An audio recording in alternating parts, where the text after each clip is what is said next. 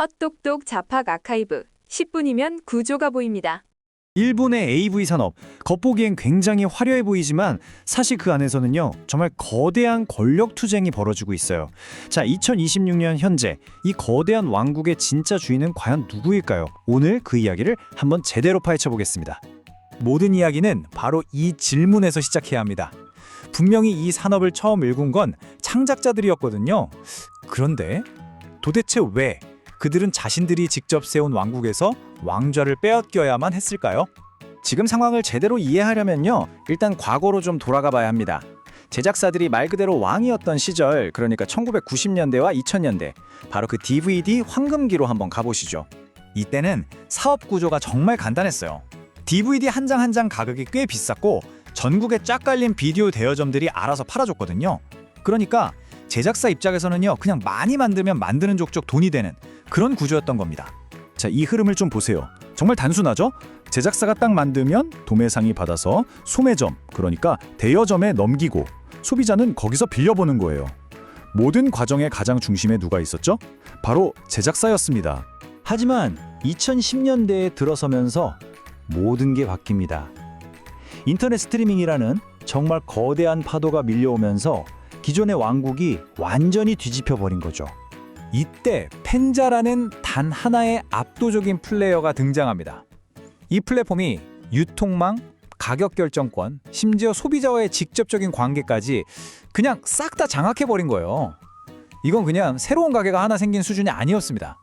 산업의 권력 지도가 완전히 새로 그려지는 그런 순간이었죠. 자, 아까 그 그림이랑 비교해보면 권력이 어떻게 이동했는지 한눈에 보이죠? 이제 제작사는 더 이상 중심이 아니에요. 그저 플랫폼이라는 거대한 성의 문지기에게 콘텐츠를 납품하는 그런 공급자 역할로 위상이 완전히 바뀌어버린 겁니다. 그럼 돈 문제는 어떨까요? 현실은 정말 냉정합니다. 플랫폼이 보통 30에서 50% 정도를 수수료로 먼저 그냥 떼가요. 제작사는 그 남은 돈으로 배우, 출연료, 촬영비, 편집비, 이 모든 걸 다 감당해야 하는 거죠. 여기서 이런 질문이 나올 수 있죠. 아니 그럼 제작사들이 힘을 합쳐서 직접 플랫폼을 만들면 되는 거 아니에요? 네, 좋은 생각인데요. 그게 사실상 거의 불가능에 가깝습니다. 플랫폼이 파놓은 해자, 즉 성 주위의 방어형 연못이 너무 깊고 넓기 때문이에요. 플랫폼이라는 게 그냥 웹사이트 하나 뚝딱 만든다고 되는 게 아니거든요. 복잡한 카드사 계약이랑 결제 시스템, 어마어마한 서버 비용, 불법 복제 막는 기술, 여기에 법률 문제 처리할 팀도 있어야 하고요. 그리고 가장 결정적으로 이미 수백만 명이 쓰고 있는 그 사용자들을 어떻게 뺏어오겠어요? 이건 뭐 난공불락의 요새나 다름없죠. 자, 플랫폼의 압박만으로도 정말 힘든 상황인데 엎친 데 덮친 격으로 제작사들은 이제 양쪽에서 압박을 받기 시작합니다. 한쪽에서는 아주 엄격한 법이, 그리고 다른 한쪽에서는 걷잡을 수 없는 불법 복제가 동시에 목을 조여오는 거죠. 2022년에 새로 생긴 법인데요. 이름 그대로 배우들의 피해를 막고 보호하기 위해 만들어졌어요. 계약하고 나서 촬영하고 판매할 때까지 의무적으로 기다리는 기간을 두어서 배우들을 보호하자는 취지죠. 물론 취지는 정말 좋습니다. 하지만 이게 제작사들한테는 어마어마한 재정적 충격으로 다가왔습니다. 이 타임라인을 한번 보세요. 제작사가 짊어져야 할 부담이 얼마나 커졌는지 바로 알 수 있습니다. 일단 배우랑 계약을 하고 한 달을 기다려야 촬영을 할 수 있어요. 그리고 촬영이 끝나도 바로 팔 수 있는 게 아니라 또 4달을 기다려야 합니다. 합치면 최소 5개월이죠. 제작사 입장에서는 돈은 돈대로 다 써놓고 수익이 날지 안 날지도 모르는 상태로 5개월을 버텨야 한다는 건데 이건 정말 현금 흐름에 치명적입니다. 제작사가 처한 이 기가 막힌 상황을 이 표가 딱 보여주네요. 왼쪽 합법 플랫폼을 보세요. 5개월이나 기다려야 하죠. 수수료도 비싸죠. 규제도 까다롭죠. 돈은 돈대로 들고요. 그런데 오른쪽 불법 사이트는요, 나오자마자 바로 볼 수 있고 공짜고 아무 규칙도 없어요. 제작사 입장에선 정말 미칠 노릇이죠.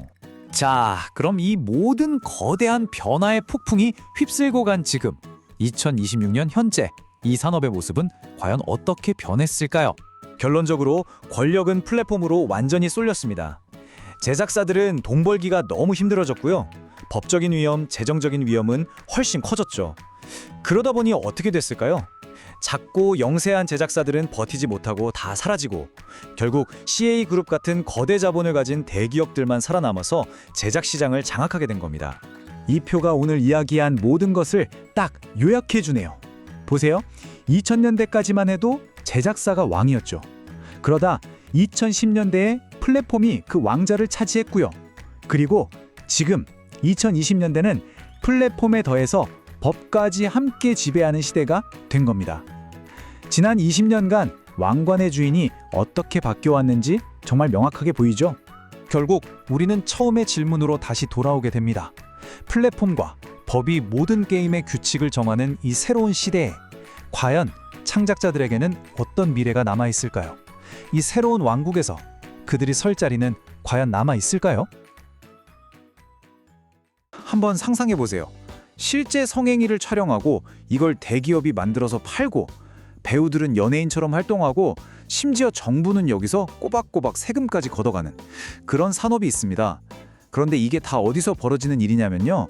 바로 100년 넘게 음란물을 법으로 금지해온 나라 일본에서 벌어지고 있는 일입니다. 이게 대체 어떻게 가능한 걸까요? 이 산업의 실체를 아주 빠르게 한번 짚어볼게요.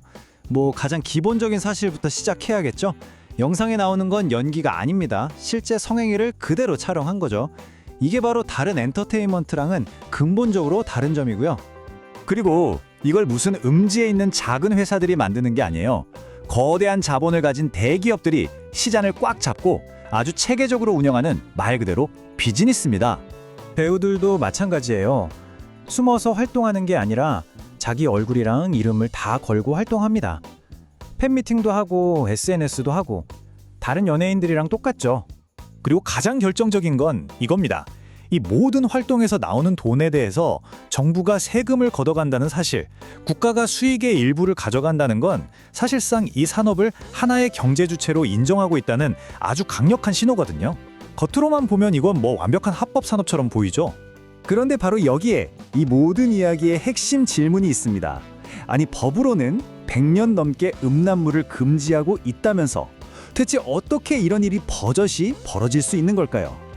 오늘 우리가 파헤쳐볼 미스터리가 바로 이겁니다. 자, 그럼 이 역설을 풀기 위해서 그 뿌리부터 한번 파고 들어가 보죠. 이건 최근에 생긴 문제가 아니고요. 아주 깊고 오래된 법적, 역사적 배경을 가지고 있습니다. 이 타임라인이 바로 우리가 오늘 따라갈 지도 같은 겁니다. 1907년에 법이 처음 만들어졌을 때부터 가장 최근인 2022년의 새로운 규제까지 이 네 가지 결정적인 순간들을 하나씩 따라가다 보면 이 역설의 비밀이 풀릴 겁니다. 모든 이야기의 시작은 1907년에 만들어진 이 법, 형법 제175조입니다. 음란한 물건을 반포하면 처벌한다. 아주 간단하죠? 중요한 건 이 법이 지금도 그대로 살아있다는 겁니다. 그러니까 원칙적으로만 보면 포르노그래피는 지금도 일본에서 불법인 게 맞습니다. 아니 그럼 AV 산업은 어떻게 존재하는 걸까요? 정답은 바로 이겁니다. 모자이크. 정말 간단하죠? 이 모자이크 처리로 성기 노출을 피해서 법 조항을 직접적으로 위반하지 않는다는 논리를 만든 겁니다. 그러니까 일본은 이 산업을 합법화시켜준 게 아니라 법을 살짝 피해갈 수 있는 우회로를 만들어준 셈이죠. 시간이 흘러 1948년 전쟁이 끝난 일본은 아주 중요한 선택의 기로에 서게 됩니다. 성산업을 아예 금지해서 지하로 숨어들게 만들 것이냐, 아니면 차라리 양지로 끌어내서 관리하고 세금을 거둘 것이냐. 일본 정부의 선택은 후자였습니다. 어차피 없앨 수 없다면 우리 눈에 보이는 곳에서 관리하겠다. 아주 현실적인 결정이었죠. 자, 이제 이야기는 기술이 모든 판을 뒤엎어버린 시대로 넘어갑니다.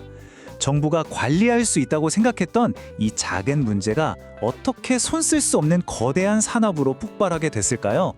1980년대 바로 VCR, 비디오 테이프가 등장하면서 모든 게 달라졌습니다. 이전까지는 극장 같은 곳에서나 볼 수 있었던 성인물이 이제 각 가정의 거실로 파고들기 시작한 거죠. 수요는 말 그대로 폭발했고 이 시점부터 금지라는 선택지는 사실상 불가능한 이야기가 되어버렸습니다. 그리고 90년대와 2000년대가 되면서 이 산업은 이제 그냥 관리 대상이 아니라 일본 경제에서 무시할 수 없는 거대한 주체로 자리를 잡아버립니다. 이 숫자 좀 보세요. 2000년대 초반에 이미 시장 규모가 수천억 엔 단위로 추정됐습니다. 일본은 명실상부 세계 최대 AV 생산국이 된 거죠. 자, 이 정도 규모가 되면 정부의 생각은 더 명확해질 수밖에 없습니다. 자, 생각해 보세요. 이렇게 커져버린 산업을 정부가 갑자기 이건 불법! 하고 금지할 수 있었을까요? 그랬다간 당장 막대한 세금을 잃게 될 거고 이 거대한 시장은 고스란히 조직범죄의 손에 넘어가게 될 겁니다. 금지해봤자 없어지는 게 아니라 그냥 지하로 숨어버릴 뿐이라는 아주 현실적인 판단을 한 거죠. 그렇다고 해서 일본 정부가 이 산업을 그냥 손 놓고 보고만 있는 건 절대 아닙니다. 오히려 그 반대죠. 이야기는 현대로 넘어와서 정부가 어떻게 더 적극적으로 관리의 고삐를 죄고 있는지 보여줍니다. 가장 최근의 움직임이 바로 이겁니다. 2022년에 만들어진 이른바 AV 신법인데요. 출연자 보호를 위해서 아주 구체적인 절차들을 법으로 못 박아놨습니다. 계약하고 나서 한 달, 그리고 영상 공개 전에 4달이라는 생각할 시간을 의무적으로 주고 그 사이에는 언제든 계약을 취소할 권리로 보장하죠. 이건 방치가 아니라 오히려 통제를 더 강화하려는 움직임으로 봐야 합니다. 자, 이제 이 거대한 퍼즐의 마지막 조각을 맞춰볼 시간입니다. 바로 옆 나라와의 비교를 통해서 일본의 선택이 대체 무엇을 의미하는지가 아주 명확하게 드러날 겁니다. 이 표를 보시면 모든 게 아주 명확해집니다. 일본이 관리를 선택한 반면 한국은 2004년에 전면 금지라는 강력한 카드를 꺼내들었죠. 그 결과는 어땠을까요? 일본에서는 산업이 어쨌든 양지에 남아있는 반면 한국에서는 더 깊은 지하로 숨어들었습니다. 바로 이 지점에서 두 나라의 근본적인 통치 철학의 차이가 드러나는 겁니다. 일본은 현실주의를, 한국은 도덕주의를 선택한 거죠. 그래서 오늘의 핵심 결론은 바로 이겁니다. 일본이 AV 산업을 허용하고 있는 건 그게 도덕적으로 옳다고 생각해서가 절대 아닙니다. 이건 어차피 현실에 존재하는 것이고 없앨 수 없다면 차라리 통제 가능한 시스템 안으로 끌어들여 관리하는 것이 국가 전체의 이익이다라는 아주 현실적이고 실용적인 판단의 결과물인 겁니다. 결국 이 모든 역설의 뒤에는 성에 대한 도덕적 판단이 아니라 눈앞의 현실을 어떻게 다룰 것인가에 대한 한 국가의 통치 철학이 숨어 있었던 거죠. 여러분은 이 문제에 대해 어떻게 생각하시나요? 산업을 움직이는 아주 소수의 사람들. 오늘은 바로 이 역설적인 구조, 일본 AV 남자 배우의 세계를 아주 깊숙이 들여다보려고 합니다. 우리가 아는 화려한 모습 뒤에 숨겨진 그 진짜 현실은 과연 어떤 모습일까요? 자, 먼저 이 산업의 스케일부터 한번 보시죠. 일본에서는요, 매년 새로운 AV 작품이 수천 편씩 쏟아져 나옵니다. 정말 어마어마한 양이죠. 그리고 이 거대한 시장을 위해서 활동하는 여성 배우는 수천 명에 달한다고 해요. 뭐 시장 규모를 생각하면 당연한 숫자처럼 들리죠. 그런데 말입니다. 남성 배우는 어떨까요? 이 모든 산업을 떠받치고 있는 전업 남성 배우의 수는 놀라지 마세요. 고작 70명 정도입니다. 네? 수천 명 대 70명. 이건 정말 믿기 힘든 불균형 아닌가요? 그럼 당연히 이런 질문이 나올 수밖에 없죠. 도대체 왜 이렇게 극단적으로 적은 걸까요? 오늘 이야기는 바로 이 질문에서부터 시작합니다. 이 기이한 구조를 이해하려면요, 이 산업의 아주 근본적인 특징부터 살펴봐야 합니다. 바로 이 산업이 철저하게 여성 배우 중심의 상품이라는 점이죠. 핵심은 딱 이거예요. 주 소비층이 남성이고 모든 스포트라이트가 여성 배우에게 쏠려있기 때문에 남성 배우는 어떤 스타나 브랜드가 아니라는 겁니다. 그저 작품을 완성시키는 하나의 부품, 그러니까 기능적인 역할로 소비된다는 거죠. 이 기능적 역할이라는 게 무슨 뜻이냐면요, 구체적으로는 이렇습니다. 보시는 것처럼 얼굴이 잘 안 나오거나 아예 초점이 아니고요, 언제든 다른 사람으로 바꿔도 상관이 없는 대체 가능성이 아주 높다는 뜻이에요. 같은 배우가 계속 나와도 보는 사람들은 별로 신경 안 쓴다는 거죠. 이러니까 제작사 입장에서도 굳이 많은 남성 배우들을 관리할 필요가 전혀 없는 겁니다. 아니 그래도 왜 이 일을 선택하는 걸까요? 뭐니 해도 결국 돈 때문이겠죠. 자, 그럼 이제 그들의 수입과 그 이면에 숨겨진 현실적인 계산서를 한번 들여다보겠습니다. 이 표를 보시면 바로 감이 오실 거예요. 이들의 연수입은 일본 평균 직장인보다 훨씬 높습니다. 상위권 배우들은 꽤 많은 돈을 버는 게 사실이에요. 하지만 이게 이야기의 전부는 아닙니다.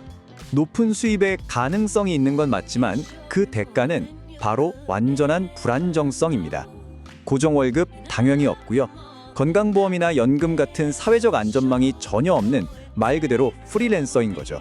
일이 딱 끊기는 순간 수입은 그대로 제로가 되는 겁니다. 그렇다면 이렇게 독특하고 폐쇄적인 세계에는 다들 어떻게 발을 들여놓게 되는 걸까요? 무슨 공개 오디션이라도 있는 걸까요? 의외로 가장 흔한 방법은 바로 지인 소개입니다. 이 업계는 다른 무엇보다 안정성과 신뢰를 중요하게 생각하거든요. 갑자기 촬영 펑크 내거나 문제 일으키지 않을 사람, 그래서 검증된 사람을 통해 아는 사람을 소개받는 걸 가장 선호하는 거죠. 그리고 많은 배우들이 처음 일을 시작할 때 이런 생각을 한다고 합니다. 에이, 딱 몇 년만 빡세게 해서 돈 벌고 나가자. 빚을 갚아야 한다거나 급전이 필요해서 단기적인 목표로 뛰어드는 경우가 대부분이라는 거죠. 이걸 내 평생 직업으로 삼아야겠다고 생각하는 사람은 거의 없다는 뜻입니다. 자, 그럼 이제 직업적인 측면을 넘어서요. 이 일이 한 개인의 삶, 특히 가족 관계에는 어떤 영향을 미치는지 한번 살펴보겠습니다. 이걸 이해하려면 세켄테이라는 일본의 독특한 문화를 좀 알아야 합니다. 아주 간단히 말하면 남들 시선, 사회적 체면을 엄청나게 중요하게 여기는 문화예요. 바로 이 세켄테이 때문에 가족들이 엄청난 압박을 받게 되는 거죠.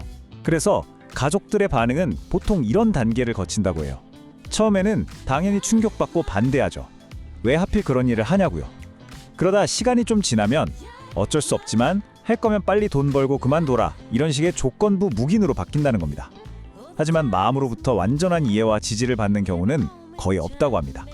그리고 이 막연했던 사회적 압박이 아주 현실적인 문제로 다가오는 결정적인 순간이 있습니다. 바로 내 아이가 태어났을 때입니다. 내 직업이 혹시라도 나중에 아이에게 상처가 될 수 있다는 생각? 그 생각 때문에 많은 배우들이 자녀의 탄생을 기점으로 은퇴를 심각하게 고민하기 시작한다고 해요. 그렇다면 이들의 커리어 마지막은 어떨까요? 은퇴한 후에 과연 이들은 평범한 삶으로 다시 돌아갈 수 있을까요? 제2의 인생이라는 도전은 성공할 수 있을까요? 은퇴 후에 가는 길은 보시는 것처럼 생각보다 다양합니다. 평범한 회사원이 되기도 하고요. 꾸준히 몸 관리를 해온 경험을 살려서 피트니스 트레이너가 되기도 하죠. 아예 이 업계에 남아서 스태프로 일하는 경우도 있고요. 하지만 어떤 길을 가든 아주 큰 장벽이 남아 있습니다. 바로 인터넷에 영원히 남는 디지털 기록과 이력서에 생긴 공백을 설명해야 하는 문제죠. 이 때문에 많은 전직 배우들은 그냥 조용히 자신의 과거를 숨긴 채 살아가는 길을 택하기도 합니다. 자, 지금까지의 내용을 쭉 종합해서 이 정말 치열한 업계에서 단순히 일하는 걸 넘어서 성공하고 오랫동안 살아남는 사람들, 이른바 생존자들은 뭐가 다른지 한번 정리해 보겠습니다. 바로 이게 그들의 생존 키트입니다. 최상의 몸 상태와 강한 멘탈은 뭐 기본 중에 기본이고요. 여기에 꼼꼼하게 인맥을 관리하고 버는 돈을 허투루 쓰지 않는 엄격한 재정 관리가 더해져야 합니다. 그리고 가장 중요한 것, 바로 연기 말고 다른 길을 미리 준비하는 확장 전략이 있느냐는 거죠. 단순히 연기만 잘해서는 절대 오래 버틸 수 없는 세계인 겁니다. 결국 이 바닥에서 진짜 성공한 사람들은요, 배우 경력을 발판 삼아서 제작이나 후배 양성, 브랜딩 같은 다른 비즈니스로 넘어간 사람들입니다. 사실 이건 비단 이 업계만의 이야기는 아니죠. 요즘처럼 불안정한 프리레이서 시장에서 살아남으려면 지금 하고 있는 일 너머에 출구 전략이 반드시 필요하다는 걸 보여주는 것 같아요. 화려함 뒤에 숨겨진 철저한 생존의 논리. 이들의 이야기는 단순히 한 특수 직업의 세계를 넘어서 오늘날 수많은 불안정한 직업들이 마주한 현실을 보여주는 것 같습니다. 높은 수익이라는 유혹과 사회적 안전망의 부재, 그 사이에서 이뤄지는 이들의 선택을 여러분은 어떻게 보시나요? 이것은 자유로운 도전일까요? 아니면 다른 길이 없었기에 떠밀린 마지막 선택지였을까요?